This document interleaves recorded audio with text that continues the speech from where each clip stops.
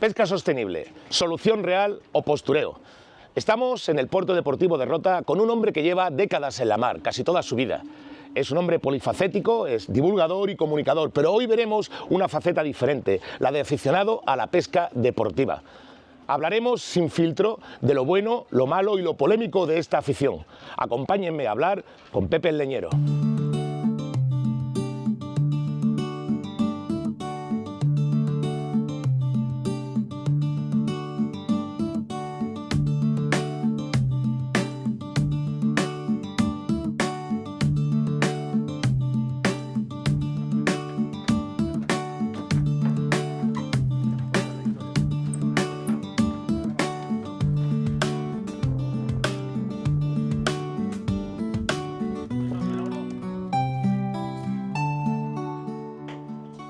Buenos días, Pepe, ¿qué tal?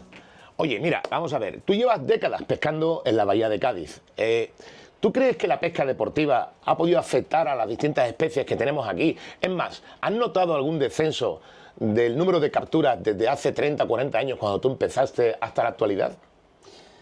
Bueno, Andrés, el tema de la pesca deportiva es una pesca selectiva, ¿vale? Además tenemos unos paros biológicos tremendos. Y los paros biológicos no es que nos obliguen a estar amarrados a puerto por una orden ministerial. El paro biológico es aquel que nos dicta las aguas. Aquí en la zona nuestra, como bien sabe, las aguas vienen cargadas de residuos del Guadalete y del Guadalquivir. Cuando sopla este viento que tenemos ahora, como es el noroeste, las aguas se ponen tan turbias que no merece la pena ni salir, ¿vale? Es hora de que los profesionales cojan más pescado por esa turbidez de las aguas, ¿no? Yo siempre digo que si nada más que existieran los recreativos, pues habría una cantidad de peces inmensa. Nosotros no tenemos la culpa de que desaparezcan especies. Las especies desaparecen porque se rompe la cadena trófica. Y la cadena trófica es la que mantiene vivo el ecosistema. Si tú vienes los grandes depredadores, como había antes, hace 30 años, pargos, corvinas, grandes lubinas, venían buscando a esos peces pastos. ¿Qué ocurre ahora? Lo primero, los peces pastos son la comida de los atunes enjaulados. Perdón, Pepe, lo digo para si hay alguien que nos esté escuchando que no sepa lo que son los peces pastos. Hablamos de... Pues los escómbridos, más caballas, sardinas, boquerón, todo eso, peces se le llaman peces pastos porque son los que sirven de comida a los grandes depredadores, ¿no? Una vez que se rompe la cadena trófica para dar de comer indiscriminadamente a los atunes enjaulados para recuperar esa grasa que después va a ir a los mercados internacionales, pues estamos rompiendo todo lo que es el ecosistema de toda la zona. Después estamos viendo cómo hay, cuando la corvina y el pargo, la cerviola, todos estos pescados van a desovar en la fresa, en las desembocaduras de ríos como el río Piedras o el Guadalquivir.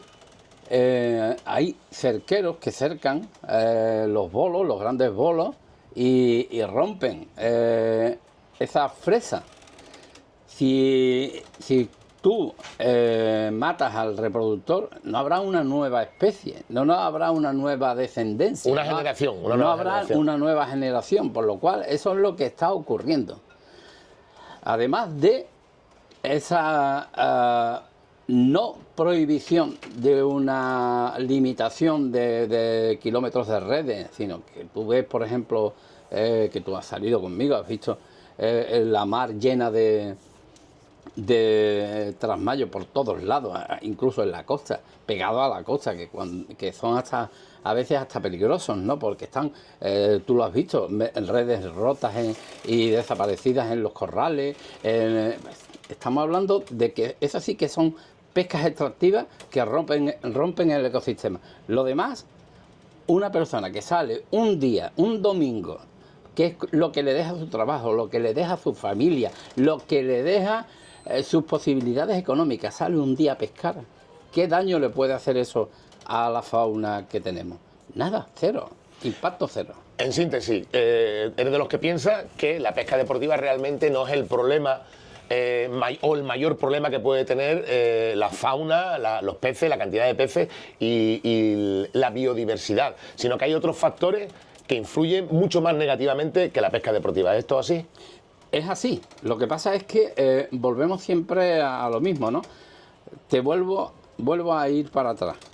El señor que va un día a pescar, que viene de su trabajo y demás, pues no tiene ganas de hacer una asociación para luchar por sus derechos y demás, que tenemos los mismos derechos a esa pesca recreativa, a esa pesca de autoconsumo, sino que él lo que quiere es no tener problemas. Sin embargo, los grandes lobbies de pesca, las grandes cooperativas, todas esas cosas, cuando, por ejemplo, prohibieron la pesca de cercos, pues fueron a Sevilla, montaron un gran espectáculo y los políticos que tenemos, sea del color que sea, que son de todo menos políticos, pues dijeron, bueno, vale, venga, os lo dejamos, pero quitarme el problema de encima. No, eso no es la solución. La solución es luchar porque la pesca sea sostenible no ahora, sino dentro de 50 años. A este ritmo no vamos a llegar, ¿eh? No vamos a llegar a mantener la biodiversidad si no hacemos algo. Es que es así. Tú puedes decir lo que quieras, pero lo que sí tienes que tener claro, Andrés, es que concederle para no escuchar la rabieta de los niños chicos no es la educación que se le debe dar a un pequeño. Pues en este caso estamos hablando casi de lo mismo. Estamos hablando de que si a mí me quitan la pesca de cerco, pues yo monto un pollo, venga, te voy a dar para que no hagas más. Si me quitan la pesca de arrastre, eso ya vas a acabar con las familias, vas a acabar. Mentira.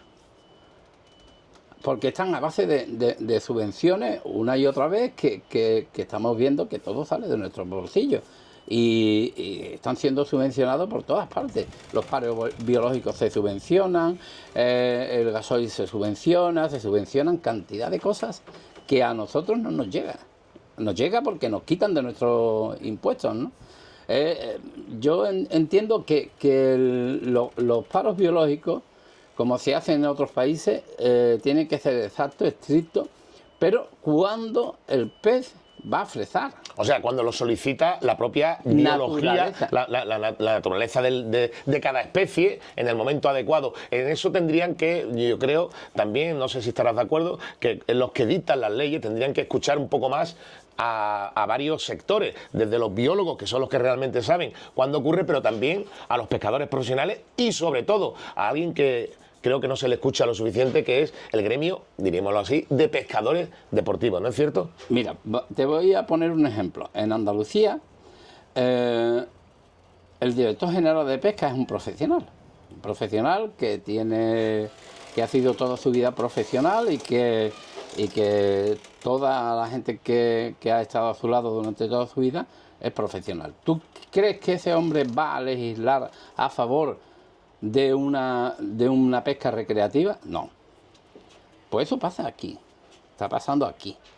Porque no vamos a decirle nada a ese hombre, pero es que la cordura tendría que ser un biólogo, alguien que supiera de cómo llega la pesca deportiva a los distintos medios, cómo llega la pesca extractiva y cómo llega los distintos sistemas de pesca a lo que es el ecosistema. ¿Cómo les afecta, no? ¿Cómo afecta cada uno de los...? Es que si tú no haces un estudio serio y te basas en impulsos de tu corazón, ese hombre, lógicamente, cuando le lleguen sus compañeros y le digan, oye, que me vas a quitar de aquí a los recreativos, quita a los buceadores, claro, normal.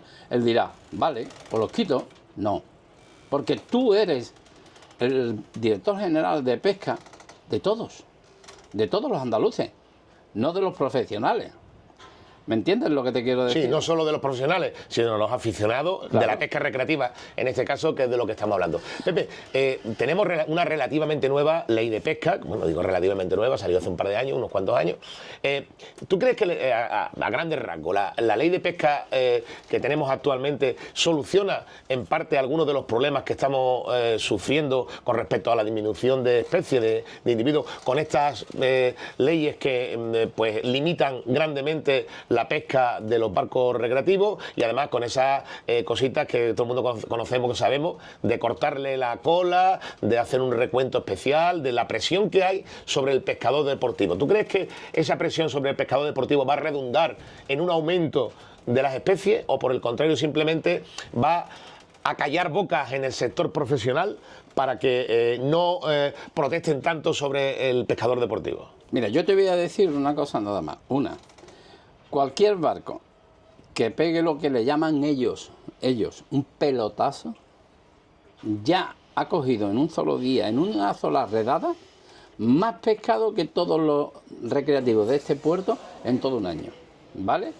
Sin embargo, estamos para que me den más subvenciones, para que me den más ayuda. Pues, yo estuve en la reunión esa que se hizo para la pesca recreativa, estuve en esa reunión con el director general de pesca por la Federación Andaluza de Pesca Deportiva, con Eduardo Romero, también estuvo Pepe Segura, que es de buceo. De la FEDAS, de la FAS en este caso, de la Federación Andaluza. Exactamente. Estuvimos allí y bueno, la pesca, el nuevo panorama que ellos decían que tenían que intervenir era mucho más restrictivo. Lo que pasa es que estamos hablando de que eran cosas ilógicas, ¿no? Otra cosa que es que la FAS, la Federación, o sea, la Asociación de la Junta de Andalucía para la Pesca Recreativa, solo puede intervenir en aguas interiores. Por lo cual, lo de cortar las colitas, lo de cortar todas esas cosas, solo pueden legislar dentro de aguas interiores.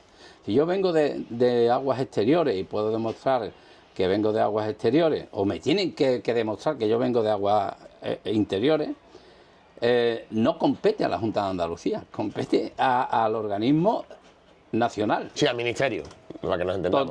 Sí. Totalmente. Por lo cual, eso de que tú, por ejemplo, llega la Junta de Andalucía a aguas exteriores y quieren registrarme el barco, pues tú puedes decir claramente, miren, no, que venga la Guardia Civil, que es la competente.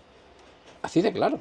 Es que estamos confundiendo para meter a más gente a trabajar, o yo no sé lo que se está cociendo en este aspecto, pero que tú no tienes competencia. Es como en Estados Unidos, tú tienes competencia en un estado, no puedes hacerla en otro estado.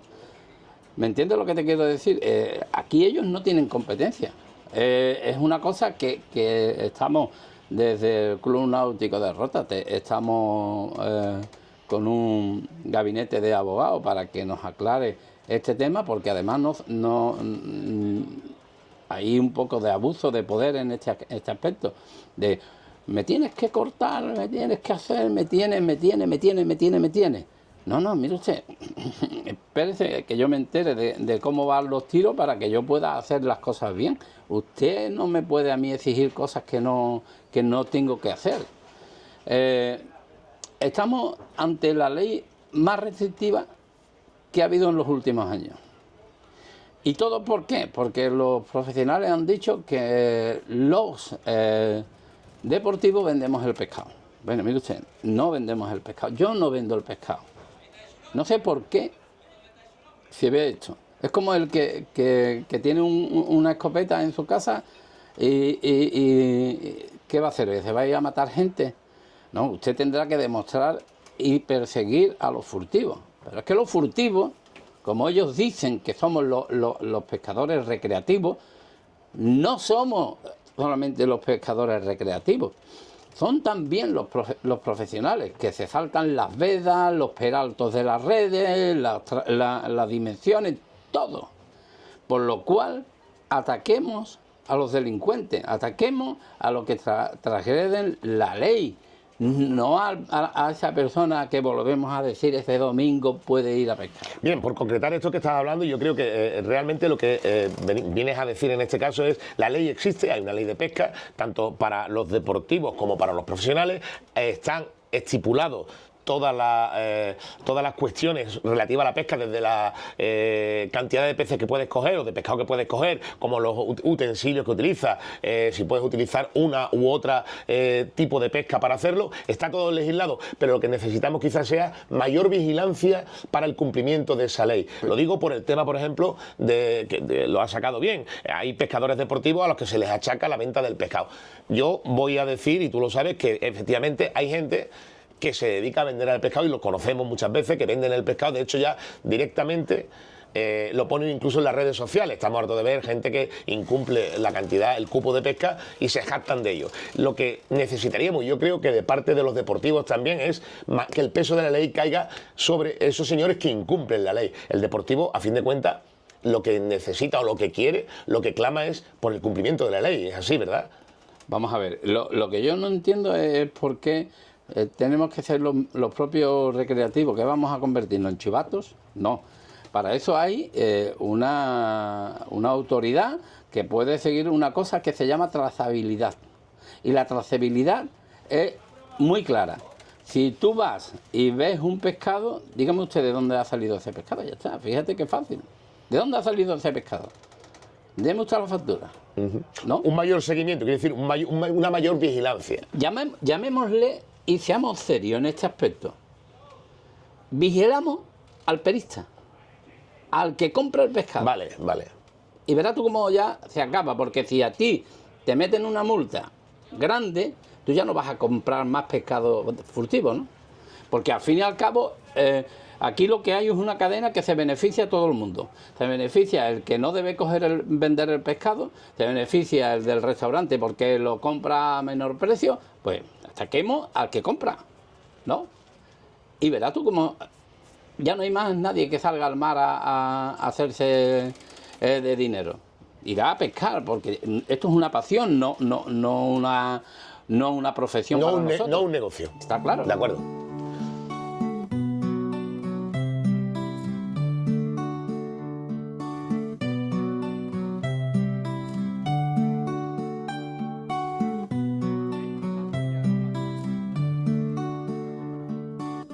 Pepe, retomamos la cuestión de la desaparición de ciertas especies en la bahía de Cádiz o en el Golfo de Cádiz, como quiera, que estuvimos comentando anteriormente. Por ejemplo, una de ellas que tú has nombrado como los escómbridos, las caballas, para que nos entendamos. ¿A qué crees tú que es debido la desaparición de esa especie o la disminución de esa especie que tenemos en nuestro entorno de pesca?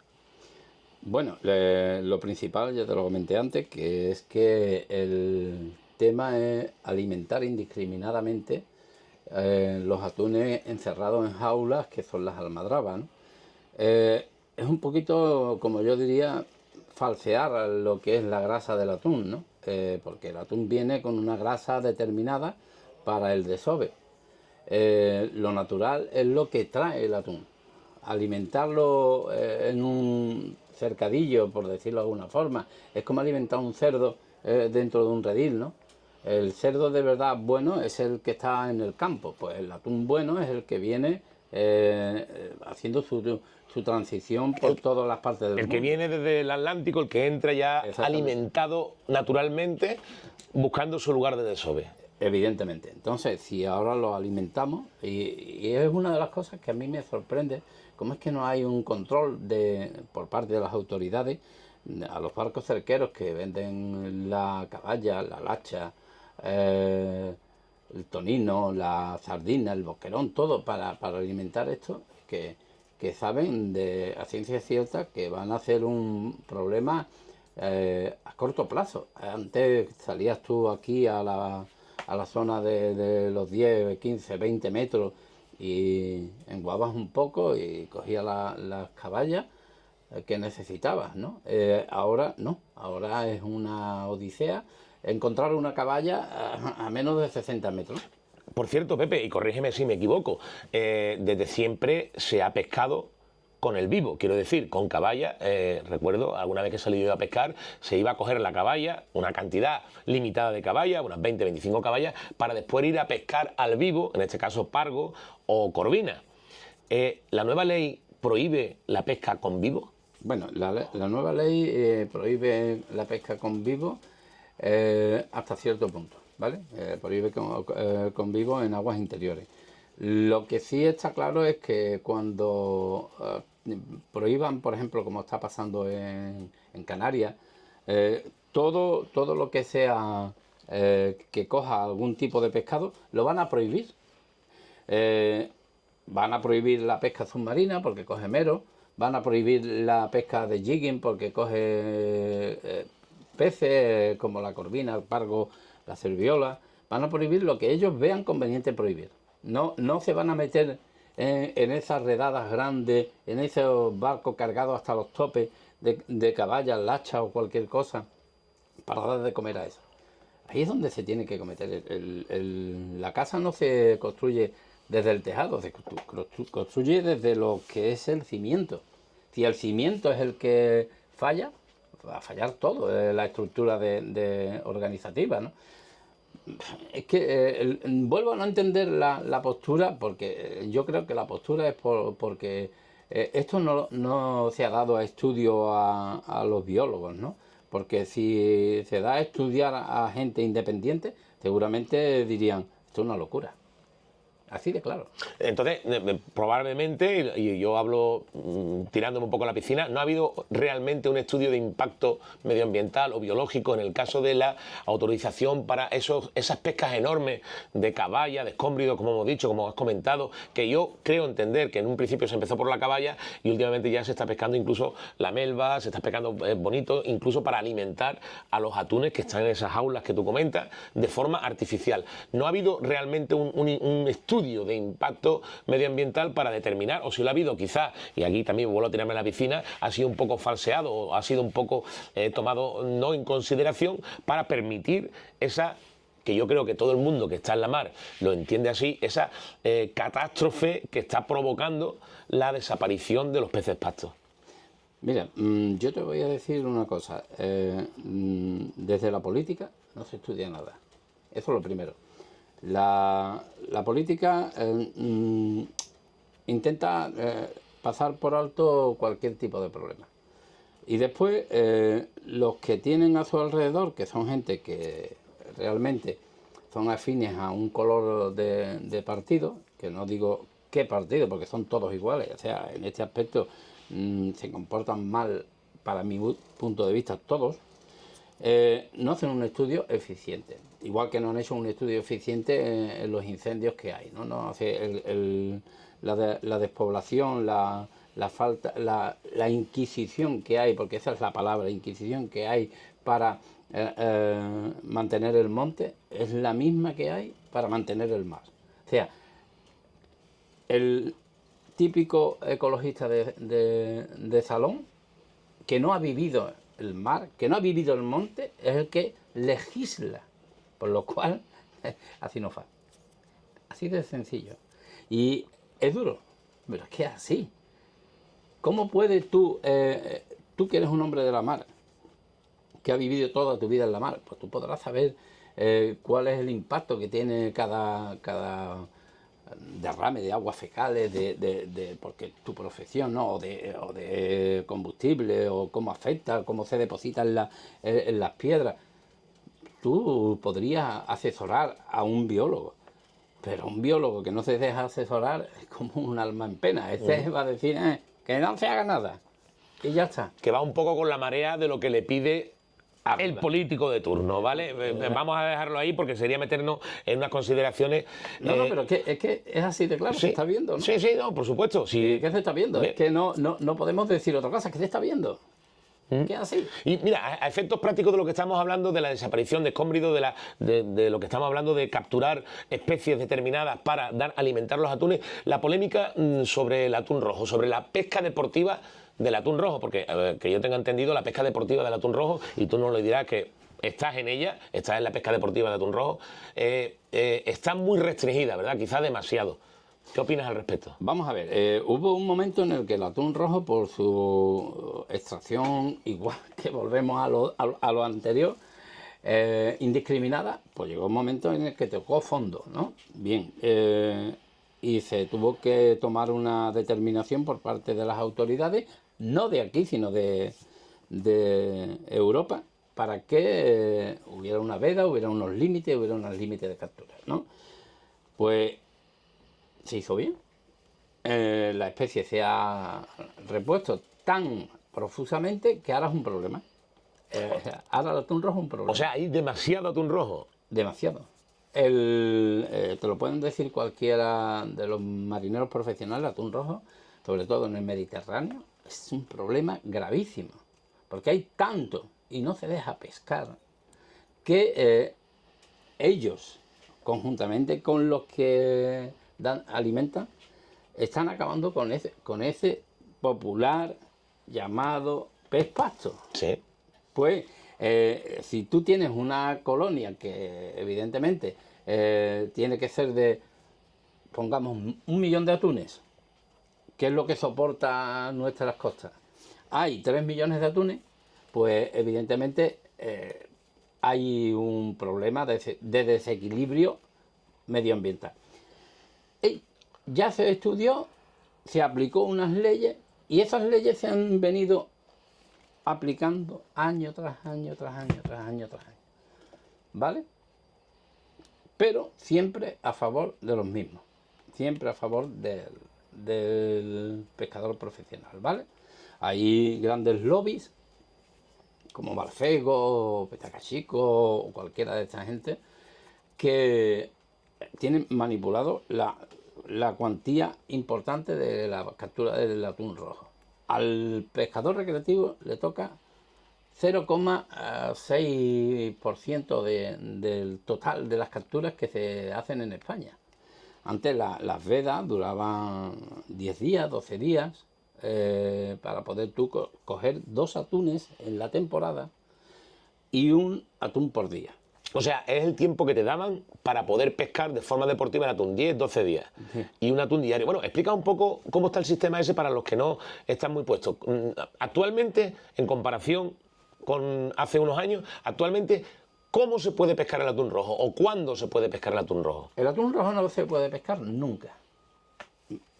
Solamente hay una época en la que puedes embarcar un atún porque hay una muerte accidental. Una muerte accidental es que tú estás pescando el atún. El atún, como tú sabes, que es un corredor de alta velocidad, pues de alguna forma colapsa y muere, ¿vale? Y cuando lo traes al barco, está muerto. Sencillamente ya no se puede recuperar. Entonces tú lo puedes embarcar. Eso es lo primero. No tenemos derecho a nada. Por concretar, entonces lo que está permitido es la captura y suelta. Eso también es una pregunta que nos hacemos y que por parte de la gente mal pensada, hay un montón de vídeos por ahí de la Guardia Civil entrando en los barcos diciendo que no se puede. Nadie te dice que no se pueda. Sencillamente tú puedes, en la veda del atún, puedes hacer captura y suelta siempre y cuando los anzuelos no lleven muerte. Pero se puede hacer. ¿Por qué no se puede hacer? No sé, no hay ninguna ley que prohíba hacerlo. Lo que no te permite la ley es tener un atún a bordo. Solamente en los como ya te he dicho, en los días de veda que te permiten embarcar el atún si ha muerto por muerte accidental. Solamente 1 al día y 2 en toda la temporada. Por embarcación. Por embarcación, porque no es por licencia, sino por embarcación. La licencia se le da a la embarcación. Entonces, por ejemplo, este barco, ¿vale? Por motivos que no vienen al caso, pues los 2 días de veda que hubo no pudo salir. Muchos en el estrecho no pudieron salir porque había una levantera horrible. Entonces se quedaron sin atún. O sea que los días que se permite pescar, en este caso, que la veda está levantada para poder pescar, si hay mal tiempo o por cualquier causa no puede salir, bueno, cualquier causa evidentemente es achacable al propio barco, pero por ejemplo, como el caso que has comentado, si hay muy mal tiempo, hay un temporal de levante y no se puede salir, esos días son inamovibles, no lo cambian para otro día. Con lo cual, ese año, el pescador deportivo no puede capturar atún.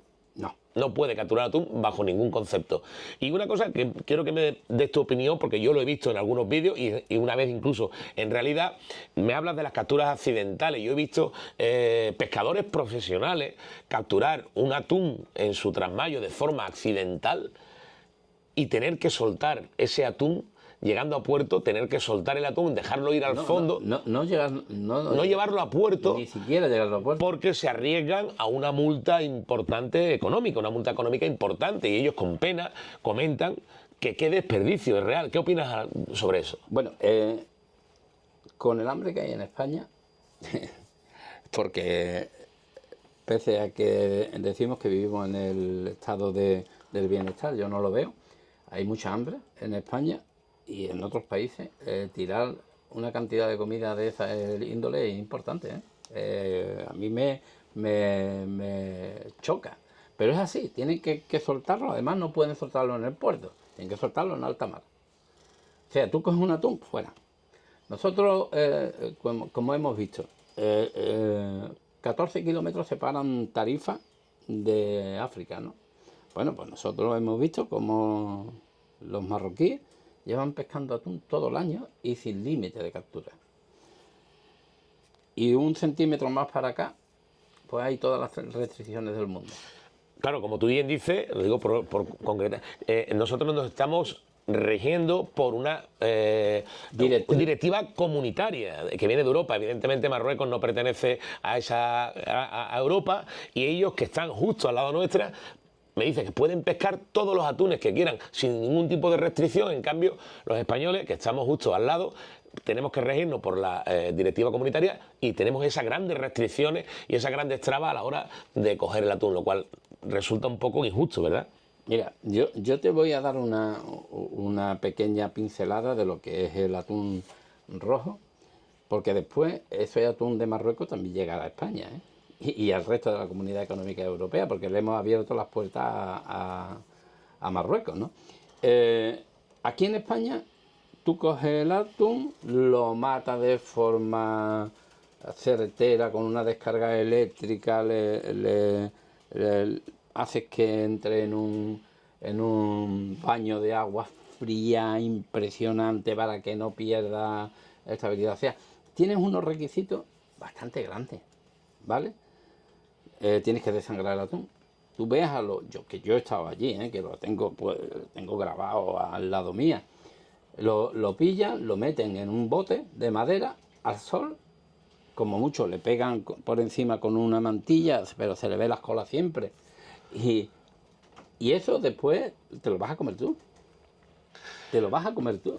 Pepe, me estoy riendo, no sé si ahora estaba yo en cámara, pero estoy riendo porque, y voy a aportar mi granito de arena sobre lo que estás comunicando, lo que estás ahora mismo diciendo. Como tú sabes, yo he trabajado en Cabo Verde, y en Cabo Verde, que es un centro muy importante de pesca.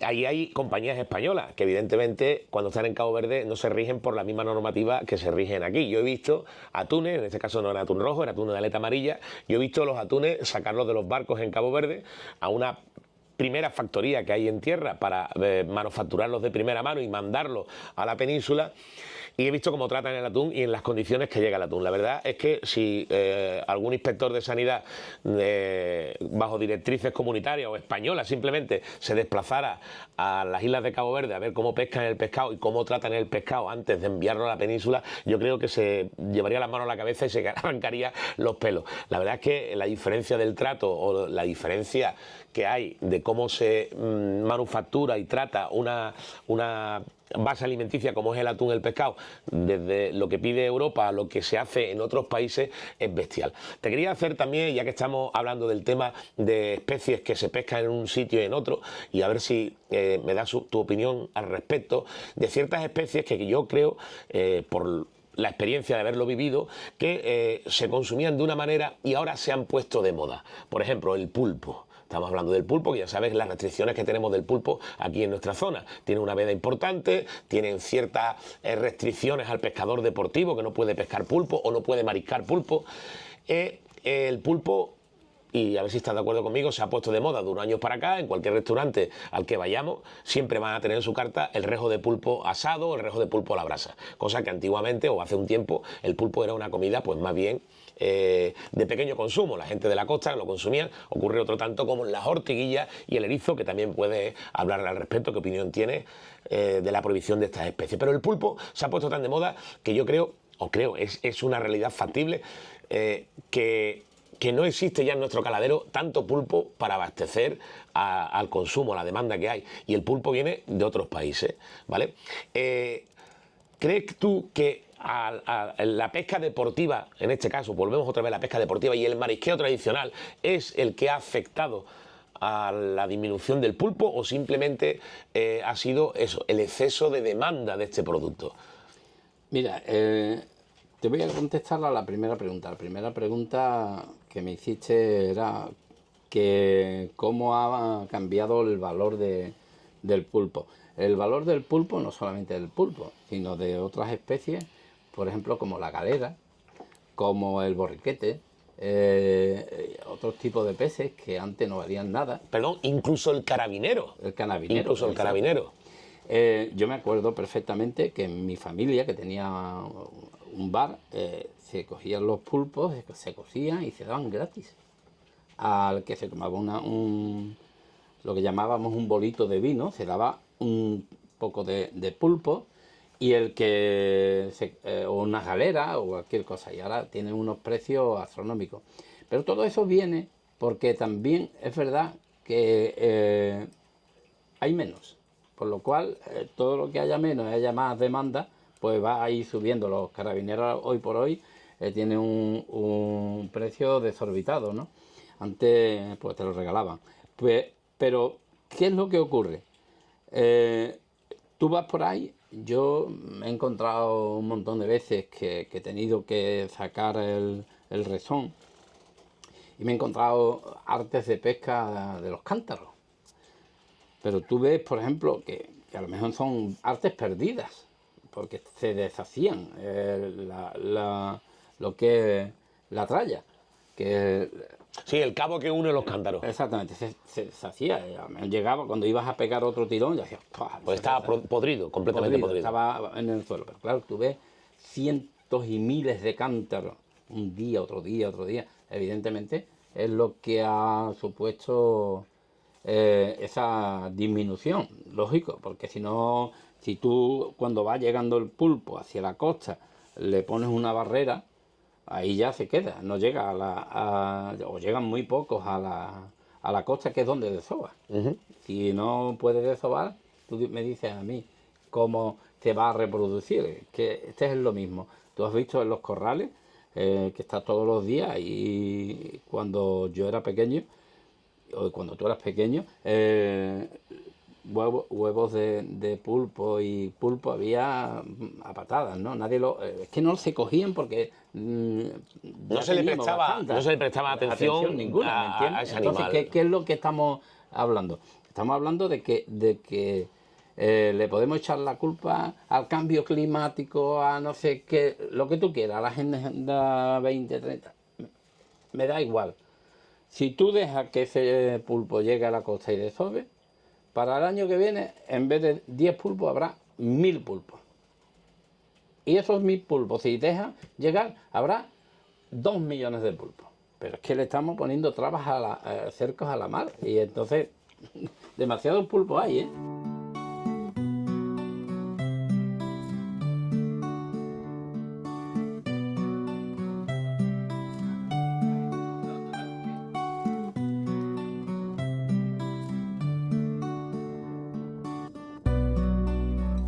En fin, Pepe, pesca profesional, pesca recreativa o deportiva, pero a mí me gustaría dar una pequeña pincelada sobre otro tipo de pesca que practicamos en Rota, que es el despesque tradicional de los corrales. ¿Qué sabes tú? No solamente que sabes, que sé que sabes mucho, sino ¿qué te parece a ti la pesca que se realiza dentro de los corrales del Monumento Natural Corrales de Pesca de Rota? Bueno, hablando desde el punto de vista que es una pesca de autoconsumo, porque desde tiempos inmemoriales servía para surtir de proteínas a los habitantes de la zona, ¿vale? Pues sigue siendo lo mismo, es una pesca de autoconsumo, respetando las especies que no están permitidas capturar. Yo creo que el impacto sobre el medio ambiente de los corrales de rota no solamente es mínimo, sino que aporta más que destruye. Pero no aporta más que destruye en una proporción de 10 a 90, no. Estamos hablando de lo que tú muchas veces comentas en tus vídeos, que es un vivero. Es un vivero. Pero ¿quién mantiene los viveros si no son los viveristas? ¿Quién mantiene a los corrales si no son los corraleros? Pues evidentemente el despesque. ¿Pero qué despesque? ¿Cuánto despescáis usted al año? Nada. Es una cifra insignificante. Un barco, un solo barco de pesca, puede coger más que todos los corrales juntos durante todo un año. Un solo barco. Entonces, ¿qué es lo que estamos hablando? La ignorancia, que es la que lleva a muchas personas a hablar mal de los corrales de pesca, es la que nos está poniendo en un poquito de polémica cuando no debiera haberla. Porque primero, los corrales es un tema turístico, porque la gente le gusta ver los corrales, le gusta sentir la historia, le gusta hacerse ver que es un corralero, está viendo las especies, por pequeñas que sean, dentro de los corrales de rota, para que después estos corraleros que tienen un trabajo inmenso durante todo el año, cuando hay grandes temporales para reconstruir piedra por piedra los cercadillos, los grandes muros, los desemboques, es que no entiendo la polémica, es que sencillamente no la entiendo. Entiendo la polémica por los 4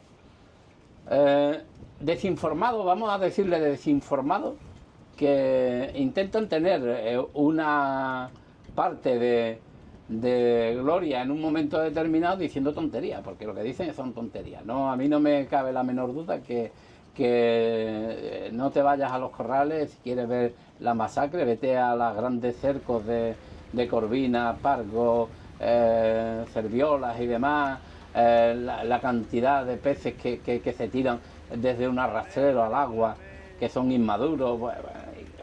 Vete ahí, joder, y entonces critica lo que es una masacre, no los corrales de rota porque tú te lleves 2 chovas a tu casa. Eso es una tontería. Vamos, para mí es que yo no le daría ni siquiera la oportunidad de que tuviera su espacio. De todos modos, Pepe, yo creo que además, tanto tú como yo, que me tengo y te tengo por una persona ecuánime y que conocemos a fondo la problemática que hay tanto en la pesca deportiva como en la pesca tradicional del corral, también haciendo un poco de autocrítica, aunque nosotros directamente no lo hagamos, pero conocemos ambos los dos que evidentemente hay individuos que no respetan las normas, tanto en la pesca deportiva, digo, como en la tradicional de corral, que no respetan las normas que tenemos, la legislación, y que evidentemente la transgreden, pues saltándose un poco la veda o las capturas o incluso el tamaño de los peces, ¿vale? La talla de los peces. Pero eso no debería ensombrecer, quizás, ¿no? ¿Qué te parece? Ensombrecer la labor y el despesque y la pesca diaria que hacen la gente de buena fe, como se ha hecho toda la vida, pesca recreativa para satisfacer tanto el autoconsumo como para satisfacer esa pulsión interior que tiene el hombre de coger su propio alimento, que tú lo sabes igual que yo. No es lo mismo consumir un pescado que lo has comprado en la plaza de abasto como consumir un pescado que has pescado tú mismo. Entonces, sobre el tema de esa pequeña minoría, esa pequeña cantidad de personas que hacen lo que no deben, tú también, y me imagino igual que yo, estás en contra de ello, ¿verdad? Y luchas por que no ocurra. Bueno, yo al igual que en todos los gremios de la vida, hay personas que son corruptas, son personas que no hacen lo que tienen que hacer. Si tendríamos que poner el dedo en la llaga de cada una de las partes de la vida.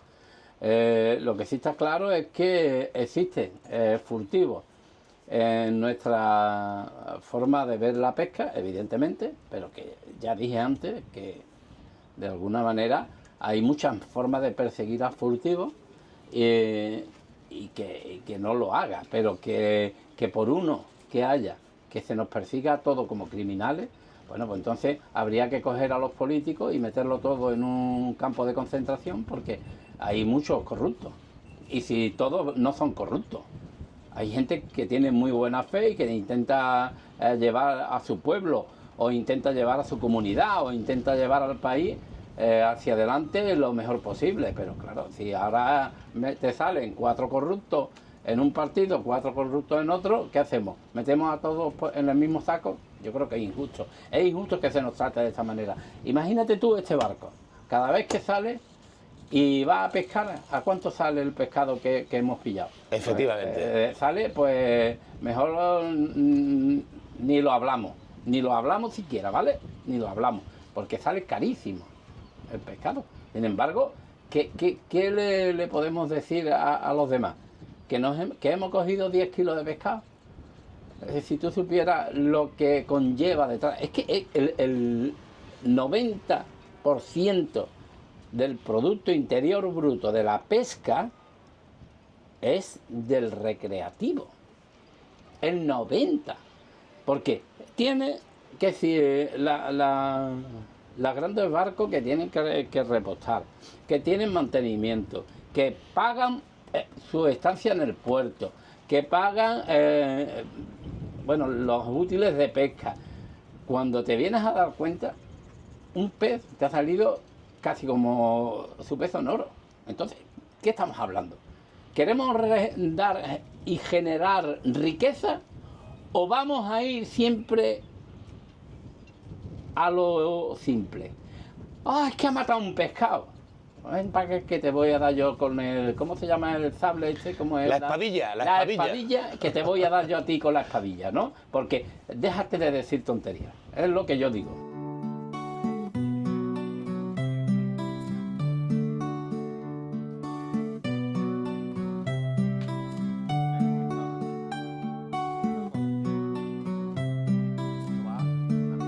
Pepe, en definitiva y en el fondo, tú y yo amamos lo mismo, amamos la mar. Pero sinceramente, Pepe, ¿tú crees que desde nuestras actividades, tanto la tuya como la mía, lo estamos haciendo bien? ¿Estamos preparando a las futuras generaciones para recibir algo que nosotros hemos cuidado e intentamos transmitir igual que lo hemos recibido? Pues mira, te diría que no. No lo estamos haciendo bien porque no estamos denunciando las grandes masacres, las grandes agresiones de la ley. No lo estamos haciendo bien porque debiéramos denunciar más esta parte de lo que es la pesca, que es los desmanes que se hacen en nombre de mis niños, como suelen decir, es que si no come mi familia. Bueno, pues dedícate a otra cosa si lo que vas a hacer es destruir el mar. Lo deportivo, no lo sé si lo están haciendo bien mucho. Nosotros desde nuestra posición intentamos que lo hagan bien. Yo, por ejemplo, he tenido que llamar a la Guardia Civil en más de una ocasión para traerme a Rota una red entera flotando, entera, un paño de red. Entonces, ¿por qué ocurre esto? Porque hay gente que tira esa red. Claro, tú no puedes coger una red, meterla en tu barco, no dar conocimiento de ello, porque después te pueden decir, oiga, ¿usted que estaba pescando con esto? No, sencillamente tienes que dar conocimiento de ello, tienes que dar conocimiento a las personas que tiran plásticos al mar, que después son consumidos por los peces y estamos contaminando. Hay tantas cosas que debiéramos de hacer y nos faltarían muchas entrevistas como esta para generar una conciencia en las personas que amamos el mar, que no solamente basta con ir y respetar los peces, hay que respetar el mar. Y el mar se respeta pues no contaminándolo.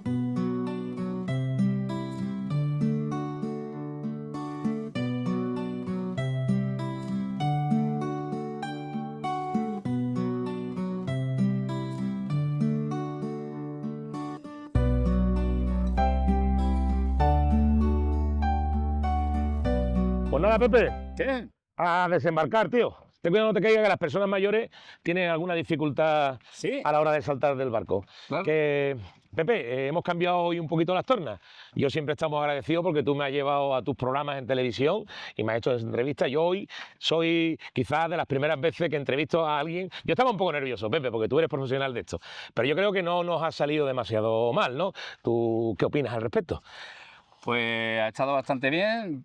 Se han quedado muchas cosas en el tintero que yo espero recuperar prontamente y que concienciemos a las personas de que el mar hay que cuidarlo entre todos. Y no hacer estas diferencias y peleas que hay entre profesionales, recreativos, instituciones, sino de alguna manera que todos aportemos nuestro granito de arena para que esto salga adelante. La mar es nuestra pasión, la de todos, y tenemos que cuidarla entre todos. Y para nuestros hijos. Y para nuestros hijos, sobre todo, hay que transmitirla tal, por lo menos igual que la hemos recibido. Pues nada, Pepe, muy agradecido. Por supuesto, muchísimo, muy agradecido de que hayas venido a nuestro canal a dar tu punto de vista. Mira, nosotros acabamos de empezar, como bien sabes, y aunque lo hemos intentado, pero todavía no tenemos ningún patrocinador. Desde aquí dejo, lo dejo caer por si alguien quiere patrocinar. Así que cuando tengamos patrocinador, queremos crear un pequeño detalle para la gente, para las personas que vienen al canal a dar su opinión y a colaborar con nosotros. Pero en esta ocasión, como vas a ser el primero, te hemos preparado un detalle un poquito, quizás es un cartucho de chicharrones de Joselito. Ahora eso sí, te digo, tú pones la bebida y pones el pan. Vale, o sea que como me ves que estoy gordito, pues tú tampoco estás tan fino, ¿eh? Pues mira. Bien, mira, no escondas ahora la barriga, que la tienes bastante grande. Tal como habíamos quedado, vamos a cambiar las tornas. No eres tú cabrón ni nada.